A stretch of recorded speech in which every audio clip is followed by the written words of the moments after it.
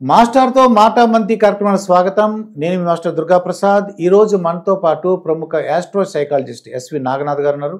Sir నమస్కారం sir. నమస్తే sir, Calcutta ఇది అత్యాచారం ఘటన చూశాను. ఒక డాక్టర్ గారు, అంటే ట్రైనీ డాక్టరు, అంటే ఆవిడ రేప్ చేసినవాడు, అంటే దాన్ని అత్యాచారం చేసినవాడు, ఆ సైకాలజీ ఏంటంటే జనరల్గా కొద్దిగా రోజు తెలిసిన వాళ్ళు లేదా వాళ్ళతో ప్రేమించాలని చెప్పడం, వాళ్ళతో నిన్ను పెళ్లి చేసుకుంటానని చెప్పడం, కూడా తెలియని వ్యక్తి లేదంటే కొద్దిగా పరిచయం ఉన్న వ్యక్తిని అలాగా అత్యాచారం చేసేసి మళ్ళీ చంపేయటం ఏంటి సార్ సైకాలజీ? అంటే వాళ్ళు పట్టుబడరన్న ఉద్దేశమా, అది ఏంటి వాళ్ళ ఉద్దేశం? అలా ఏంటి సైకాలజీ ఏంటి? అటువంటి వాడు సైకాలజీ ఎలా ఉంటుంది? ఇప్పుడు మాస్టర్ గారు, మీకు కేసు మొత్తం విన్నారు కదా, మీకు ఎక్కడన్నా అది ఒక వ్యక్తి మానభంగం చేసి ఉంటాడు అని మీకు అనిపించిందా? అసలు ఆ కేసు గురించి వింటుంటేనే బీపీ అబ్నార్మల్ అయిపోతుంది. అది నాకు తెలిసి, నేను ఆధారాలు లేకుండా కన్క్లూజన్కి రావడం కరెక్ట్ కాదు, కానీ it is a pre planned murder. మీకు ఎలా అనిపిస్తుంది? నాకు అనిపిస్తుంది. It is my personal opinion. నేను ఆధారాలు లేకుండా పోలీసు యంత్రాంగాన్ని కానీ లేకపోతే అక్కడ ఉన్నటువంటి వ్యవస్థని నేను నిందించలేను. కానీ ఏవైతే మనకి మాధ్యమాల ద్వారా ఇన్ఫర్మేషన్ ఏదైతే ఉందో దాన్ని బట్టి చూస్తే ఆ అమ్మాయి గురించి చాలా పర్టికులర్గా చెప్పారు. ఏంటంటే, నేను మీకు గతంలో కూడా ఒక ప్రోగ్రాంలో చెప్పాను, ఏమని, ఒక assertive woman, the woman who is assertive is always either a complicated concluded as a complicated personality or a suppressed. అంటే assertive అంటే పొగరబోతుంటారా? Yes sir, assertive is something I am able to say something which I am not going to do. I am going to say something which I am going to do at any cost. I am very clear. నేను చేయాలనుకున్నది చేస్తాను, చెప్తాను కూడా.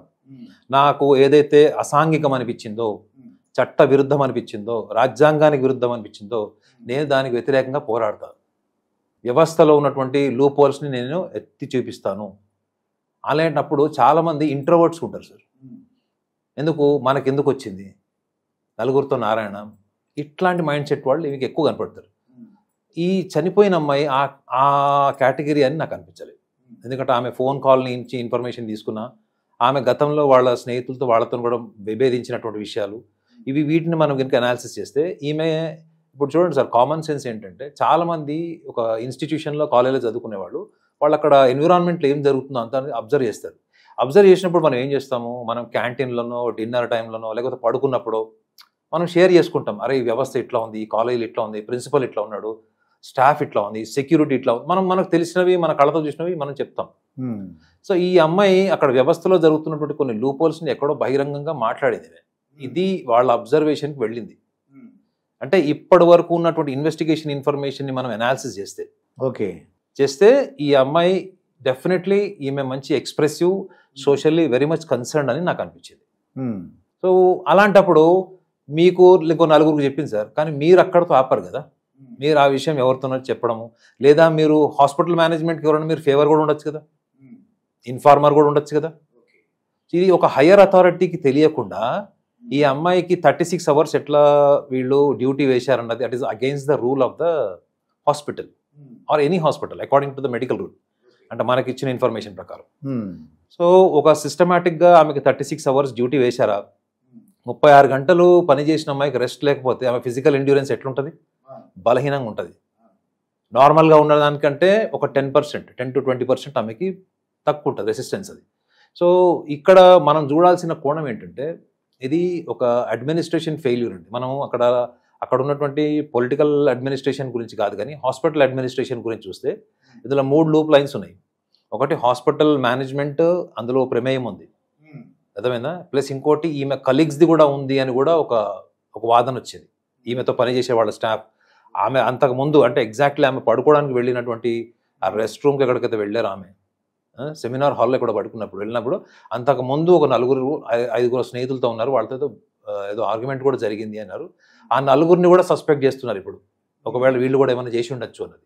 So ఓవరాల్గా మనకైతే information అయితే లేదు. కానీ ఇందులో ఆలోచించాల్సిన ఒక కోణం ఏంటంటే, ఒక రాష్ట్రానికి ముఖ్యమంత్రి అయ్యండి, హోమ్ మినిస్టర్ అయ్యండి, ఎడ్యుకేషన్ మినిస్టర్ అయ్యండి, ధర్నా చేస్తుంది చూడండి, అక్కడే మీకు తెలిసిపోవట్లేదా ఈ కేసు ఆత్మహత్య కాదు, లేదా ఒక అమ్మాయికి ఒక అబ్బాయికి అఫైర్ వల్ల జరిగిన గొడవ వల్ల తీవ్ర మనస్తాపం చెంది ఇద్దరి మధ్యలో అహంకారాలు, విభేదాలు వచ్చి కొట్టుకొని చచ్చారు అన్నట్టు ఎక్కడ లేదు. అది కొట్టుకొని చచ్చారు అని అనకూడదు, సారీ, కొట్టుకున్నారు లేదా అతను కొట్టి చంపేశాడు అన్నది మాత్రం అది ఒక ఊహలేనటువంటి ఒక మెంటల్ స్టెబిలిటీ లేని వాడిని అడిగినా చెప్తాడు.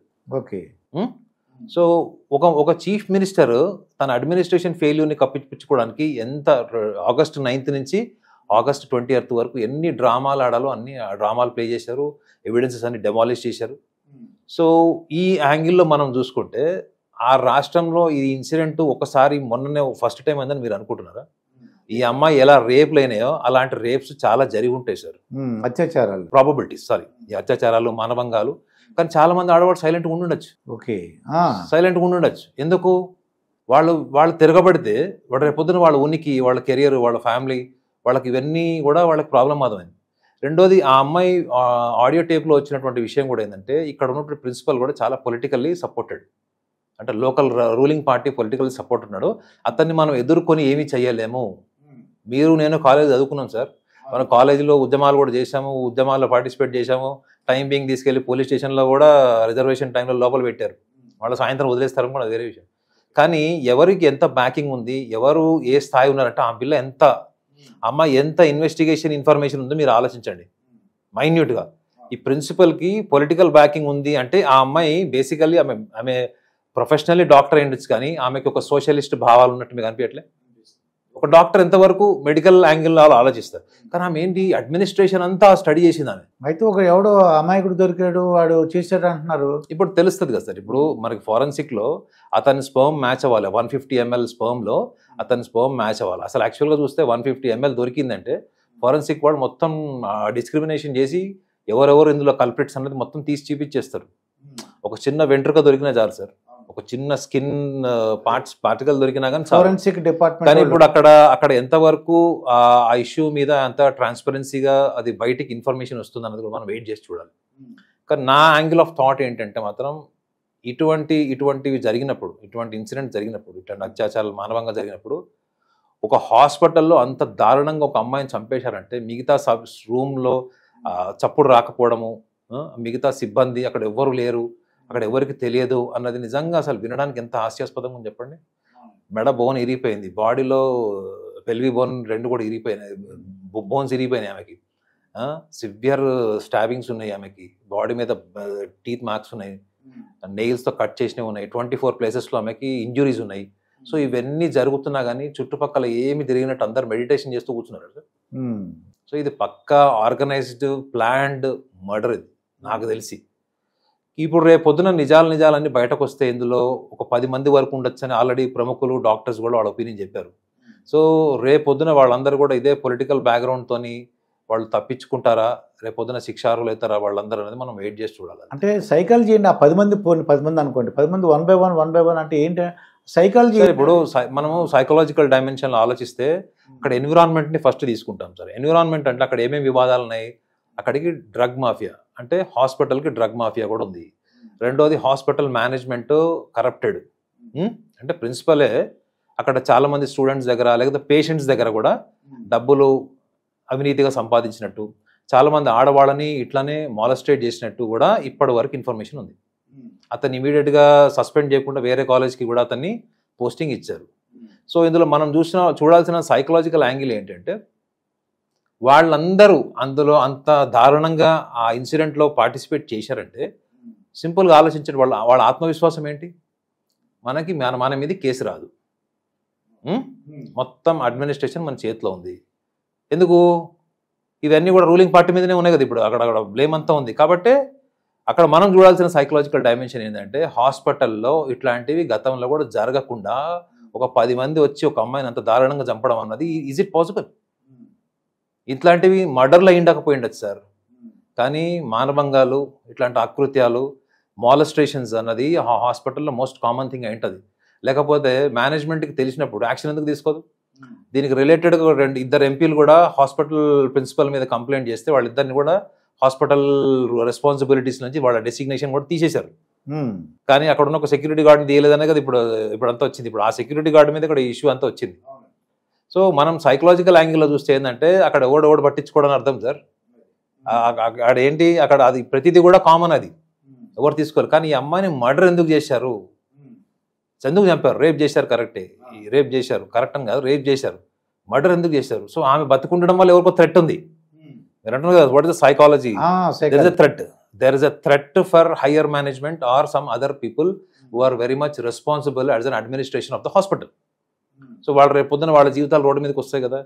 సో ఎవిడెన్స్ లేకుండా చేయాలంటే ఏం చేయాలి? మన సినిమాలో చూస్తుంటే చూడండి సార్, హీరోయిన్ ఏదో ఒక ఎవిడెన్స్ దొరుకుతుంది, ఆ హాస్పిటల్లో కిడ్నీలు అమ్ముతున్నారు పేషెంట్లు సర్వీస్ పేరు మీద అని, అక్కడి నుంచి విలన్ రోల్ స్టార్ట్ అవుతుంది.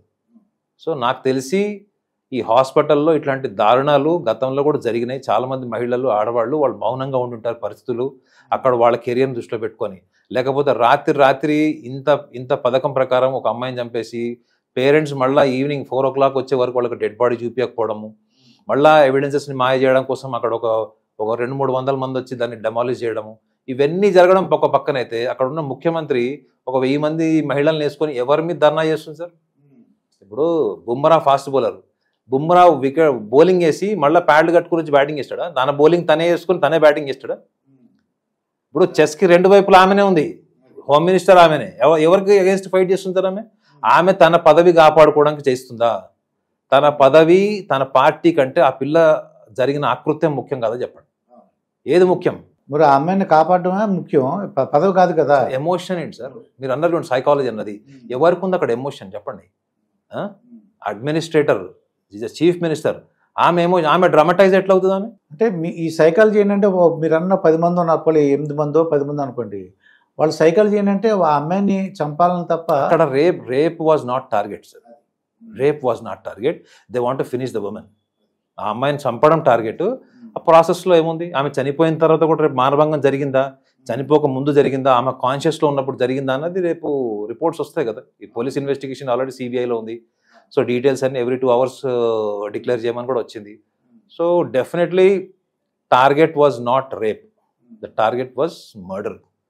And this what is my conclusion. Okay Naganath గారు, ఒకవేళ అటువంటి యాటిట్యూడ్ అంటే అది మానభంగం చేయాలన్న వాళ్ళ మనస్తత్వం ఉందనుకోండి, వాళ్ళు కనిపెట్టచ్చు అంటారా? వాళ్ళ మనస్తత్వం ఉంటే మీకు ఒక రీసెర్చ్ ఇన్ఫర్మేషన్ చెప్తా సార్. ఇప్పుడు జనరల్గా మీరు నిర్భయ కేసు కూడా మీరు చూశారు. నిర్భయ కేసు కూడా మీకు తెలుసు. నిర్భయ కేసులో 4 కల్ప్రిట్స్ ఉంటే అందులో ఒకటి జివినల్, అంటే మైనర్ కాబట్టి వాడిని జివినల్ సెల్కి పంపించారు. వాడు ఒక 7-8 years తర్వాత ఏమో వాడు శిక్షార్హత అయితే వచ్చారు బయటికి. సో జనరల్గా ఒక రేప్ చేయడం అన్నది, రేప్ చేస్తే రేపు పొద్దున మీరు రాజ్యాంగం ప్రకారం, మీకు చట్ట ప్రకారం మీకు శిక్ష పడుతుంది, మీరు జైలుకి వెళ్తారు, మీ జీవితం రూయిన్ అయిపోతుంది, సభ్య సమాజంలో మీ మరొకరిని హర్షించారు. ఇది మీకు తెలుసు. తెలిసిన తర్వాత కూడా వాడు రేప్ ఎందుకు చేశాడంటే, one of the psychology research ఏం చెప్తుందంటే, డిప్రెషన్లో ఉన్నవాడికి చైతన్యం ఉండదు సార్ ఎక్కువగా. వాడు ఏదో ఒక బలమైన ఆలోచనకి బానిస అయిపోయి బతుకుతుంటాడు. సో అలాంటి వాడికి జీవితంలో ఏదో చేసేయాలి, ఏదో క్రియేట్ చేయాలి, తన ప్రపంచానికి పరిచయం చేసుకోవాలనేటువంటి ఉన్నతమైన భావాలు ఉండేవాడికి. సో డిప్రెషన్లో ఉన్నవాడికి జీవితం విలువ తెలియదు. నేను ఇప్పుడు ఏం చేస్తున్నానో అదే కరెక్ట్ అనే యాంగిల్లో ఉంటాడు. సో మోస్ట్ డిప్రెస్డ్ పీపుల్ కూడా రేప్ చేసినటువంటి హిస్టరీ ఉంది. ఓకే. సో మీరు చూడండి, ఒక సైకాలజీ రిపోర్ట్ అమెరికాలో ఏం చెప్తుందంటే, ఒక సైకాలజిస్ట్ రాసిన ఆర్టికల్ అది. ఒక వ్యక్తి దొంగతనం చేసి జైలుకి వెళ్ళొచ్చాడు. జైలుకి వెళ్ళొచ్చిన తర్వాత వాడికి ఎవడు ఉద్యోగం ఇవ్వట్లేదు, ఎందుకంటే దొంగ చరిత్ర ఉంది కాబట్టి, నేర చరిత్ర ఉంది కాబట్టి. సో వాడు ఎంత స్ట్రగుల్ అయినా చివరికి వాడికి డే టు డే సర్వైవల్ కష్టమైపోయి వాడు ఏం చేశాడు, ఒక క్రైమ్ చేసి ఇక జీవితంలో మళ్ళీ చేయకుండా సెటిల్ అయిపోదామని వాడు బాగా ఇన్వెస్టిగేషన్ చేసి ఒక ఇల్లు ఐడెంటిఫై చేశాడు. ఆ ఇంట్లో ఒక మహిళ ఉంటుంది. ఒకరోజు దొంగతనానికి వెళ్ళాడు, ఆమెను కట్టేశాడు, అక్కడ ఉన్న సామాన్లన్నీ వాడికి కావాల్సినవన్నీ సర్దుకున్నాడు, వెళ్ళిపోతున్నాడు. వాడి టైం బాగలేకనేమో ఈ అమ్మాయికి సంబంధించిన కజిన్ అదే టైంకి ఇంటికి వచ్చింది. ఆమె దృష్టిలో వీడు పడ్డాడు. సో ఆమె దృష్టిలో వీడు పడినప్పుడు వీడి భయానికి ఏం చేశాడు, ఆమెను కూడా కట్టేసి వాడు దొంగతనం చేసిన సామాన్లు తీసుకొని వెళ్ళిపోయేటప్పుడు ఆమె ఏం చేసింది, వాళ్ళ కజిన్ ఎవరైతే అమ్మాయి వచ్చిందో, నేను నిన్ను చూశాను, నిన్ను ఐడెంటిఫై చేశాను, రేపు పొద్దున పోలీసు వాళ్ళకి చెప్తాను నీ గురించి, వాళ్ళు నేను లోపలేస్తారని చెప్పింది. వాడు వెళ్ళిపోయాడు. ఆ మాట విని వెళ్ళిపోయాడు. గేట్ దారి 1 kilometer వెళ్ళాడు. వెళ్ళిన తర్వాత వాడికి మళ్ళీ భయం స్టార్ట్ అయింది. నేను దొంగతనం చేసినప్పుడు నాకు ఏదైతే పోలీస్ హెరాస్మెంట్ జరిగిందో, నిజం చెప్పించడానికి పోలీసు వాళ్ళు కొడతారు. సో మళ్ళీ ఈ జైలు జీవితము, నిర్బంధము, స్వేచ్ఛ ఉండదు అని వాడు భయపడి వాడు 1 kilometer వెళ్ళిన వాళ్ళు మళ్ళీ వెనక్కి వచ్చి వీళ్ళిద్దరిని చంపేశాడు. ఈమె ప్రొవోకేటివ్ స్టేట్మెంట్ వల్ల ఈమెను చంపాడు. ఈమెను చంపుతున్నప్పుడు ఆ ఇంకొక ఓనర్, ఎవరైతే బిల్డింగ్ ఓనర్ ఉందో, ఆమె చెప్పింది, నేను ఏం చెప్పాను నీ గురించి, నన్ను వదిలేయమని చెప్పింది. అయినా వాడు చంపేశాడు. 6 నెలల తర్వాత మళ్ళీ వాడిని పట్టుకున్నారు, జైలు వేశారు. అప్పుడు సైకాలజిస్ట్ దగ్గరికి తీసుకెళ్ళినప్పుడు సైకాలజిస్ట్ ఇచ్చిన రిపోర్ట్ చాలా విచిత్రంగా ఉంది. వీడిలో అసలు కిల్లింగ్ ఇన్స్టింక్ట్ కానీ క్రైమ్ థాట్స్ లేవు. వీడు బేసికల్గా వీడు సర్వైవల్ కోసం చూసుకుంటాడు. వీడికి సర్వైవల్ ఎట్లా చేసుకోవాలంటే వీడు ఫైనాన్షియల్ బ్యాకింగ్ లేదు కాబట్టి ఇంటికి దొంగతనానికి వెళ్ళాడు. ఆ దొంగతనం చేసిన తర్వాత కూడా వీడు వెళ్ళిపోయాడు ఇంట్లో నుంచి తప్ప వాళ్ళకి ఏం హామ్ చేయలేదు. కేవలం భయం వల్ల వీడు చంపాడు. వీళ్ళు అసలు క్రిమినల్ థాట్స్ లేవు, వీడికి క్రైమ్ చేసే ఉద్దేశం లేదు. మనం ఒక సర్వైవల్ సోర్స్ క్రియేట్ చేస్తే వీడు బతుకుతాడని సైకాలజీ రిపోర్ట్ ఇస్తే జడ్జి గారు ఏం చేసి ఉంటారు చెప్పండి? వదిలేశారు. ఇప్పుడు మన భారతదేశంలో ఎన్ని మానభంగాలు జరుగుతున్నాయి, అకృత్యాలు జరుగుతున్నాయి. వాళ్ళందరికీ కోర్టు, జైలు లేదా వాళ్ళకి బెయిల్ తర్వాత మళ్ళీ వాళ్ళకి శిక్ష ఇవన్నీ ఉంటాయి. కానీ వాళ్ళ మీద ఎప్పుడన్నా మీరు ఒక జర్నలిస్ట్గా చెప్పండి, వాళ్ళని ఎప్పుడన్నా ఒక సైకాలజిస్ట్ అబ్జర్వేషన్లో ఉంచారు, ఒక సైకాలజిస్ట్ వాళ్ళతో 3-4 గంటలు మాట్లాడాడు. జడ్జి గారికి ఈ సైకాలజిస్ట్ ఇచ్చిన రిపోర్టు వీళ్ళు ఉన్నటువంటి క్రిమినాలిటీ, వాడు ఎన్విరాన్మెంట్ నుంచి ప్రొవోక్ అయిన క్రైమ్ చేశాడా, వాడికి డిఫాల్ట్ క్రైమ్ ఇన్స్టింక్ట్స్ ఉన్నాయా, లేకపోతే వాడు సర్వైవల్ కోసం వాడు క్రైమ్ చేస్తున్నాడా, ఇటువంటి రిపోర్ట్స్ ఎప్పుడన్నా మనం చదివామా? అసలు మన ఇండియాలో ఆ పద్ధతే లేదు. అవును సార్. ఇప్పుడు 10 మంది మానభంగం చేశారా, ఒక్కడు మానభంగం చేశాడో పక్కన పెట్టండి. రేపు పొద్దున్న వాళ్ళందరూ దొరికినప్పుడు వాళ్ళలో ఎవరినన్నా తీసుకెళ్ళి సైకాలజీ దగ్గర కూర్చోబెట్టి ఏ బేసిస్ మీద వీడి కాన్ఫిడెన్స్ ఏంటి? ఇప్పుడు మీరే అంటున్నారు 10 మంది వీళ్ళ ఆత్మస్థైర్యం ఏంటి అసలు?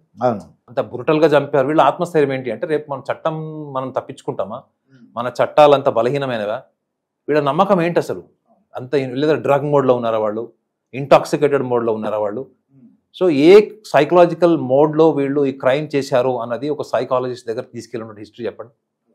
ఢిల్లీలో ఎవరైతే జ్యువెనైల్ సెల్లో శిక్ష అనుభవించిన వాడిని అక్కడ ఉన్నటువంటి గవర్నమెంట్ ₹1,00,000 వాడికి కుట్టు మిషన్ లాంటిది ఏదో ఇచ్చి వాడికి సర్వైవల్ కోసం, వాడు బతకాలి, వాడికి దీనికోసం ఇచ్చింది. కానీ వాడిని ఒక సైకాలజీ దగ్గర తీసుకెళ్ళింది అదే ముఖ్యమంత్రి అక్కడ వాళ్ళు లేదండి. సో రేపు పొద్దున ఇప్పుడు మీకు తెలుసా లేదా సార్, నలుగురిలో ఆ అమ్మాయిని 40% ఆమె ఆర్గన్స్ డ్యామేజ్ చేసింది వీడే. ఏ జ్యువెనైల్ ఉన్నాడో, ఈ మైనర్ ఉన్నాడో వీడు. సో వీడికి నువ్వు సర్వైవల్ కోసం ఒక కుట్టు మిషన్ ₹1,00,000 ఇస్తే వీడు సమాజానికి ఏం చేస్తాడు సార్? వీడు ఒక కొత్తగా ఏమైనా ప్రపంచానికి తెలియదని క్రియేట్ చేసి నోబెల్ ప్రైజ్ చేస్తాడు వీడు. ఆ కిల్లింగ్ ఇన్స్టింక్ట్ ఒకప్పుడు మైనర్ అంటే 18 ఏళ్ళు చెప్పేవాళ్ళు సార్. ఇప్పుడు 18 ఏళ్ళ మైనర్ 4వ క్లాస్ పిల్లలు, 5వ క్లాస్ పిల్లలు, 30 ఏళ్ళ వయసు ఉన్న వాళ్ళ అనుభవం అంతా ఉంది. ఓకే చెప్పండి. లేదా ఇప్పుడు టెక్నాలజీ వచ్చింది, గూగుల్లో మీరు ఏం చూడలేరు చెప్పండి. సో నా ఉద్దేశం ఏంటంటే ప్రతి క్రైమ్ వెనక ఒక మైండ్ సెట్ ఉంటుంది, ఒక పర్సనాలిటీ ఉంటుంది. దాన్ని మనం అనాలిసిస్ చేయడం కోసం మన సమాజంలో ఒక సైకాలజిస్ట్ని అపాయింట్ చేయాలి. దీనికంటే ముందు మనం ఇంకోటి కూడా ఆలోచించుకోవాలి, ఏంటంటే క్రైమ్ రేట్ పెరగకూడదంటే ఫస్ట్ స్కూలింగ్ లెవెల్లోనే మీకు ఒక ప్యాట్రియాటిజం అంటే దేశభక్తికి సంబంధించినటువంటి బలమైన వ్యక్తిత్వము, వాళ్ళ వ్యక్తిత్వం గురించి, వాళ్ళ వ్యక్తిత్వంలో బలాలు బలహీనత ఏంటి అన్నది వాళ్ళకి స్కూలింగ్ లెవెల్నే తెలుసుకుంటే మనం సమాజంలో జరుగుతున్నటువంటి విషయాన్ని మనం ఎదిరించడమే కాకుండా వాటికి పరిష్కార మార్గం కూడా మనము చూపించే అవకాశం ఉంటుంది. ఇదండి ఎస్వి నాగనాథ్ గారితో జరిగిన ఇంటర్వ్యూ. మరొక ఇంటర్వ్యూతో మీ ముందుంటాను. మీ మాస్టర్ దుర్గా ప్రసాద్. నమస్కారం సార్. నమస్తే.